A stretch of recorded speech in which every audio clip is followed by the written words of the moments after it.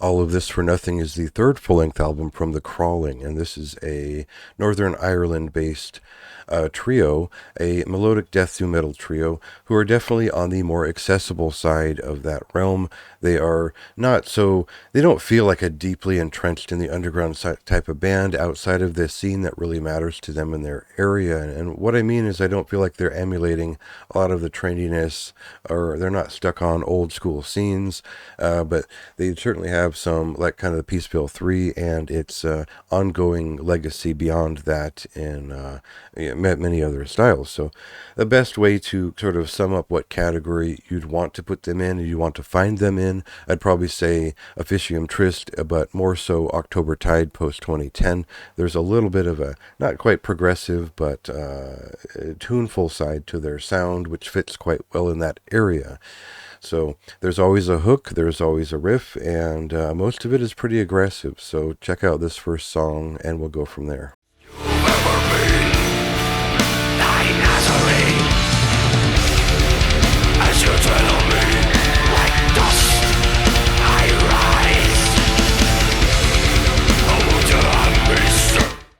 I have pretty straightforward notes for this record in the sense that all of it is very well curated. It is cut down to its most important songs, and all of it is memorable. All of it is catchy in some respect, and the songwriting, it just naturally takes center stage as they have a knack for writing catchier songs. I think guitarist and vocalist Andy Clark is generally quite a good guitarist, and a vocalist of a pretty strong range, and that comes across pretty well in these songs without sounding strained or this type of melodic metal has a way of sounding insincere and overblown for the sake of the audience.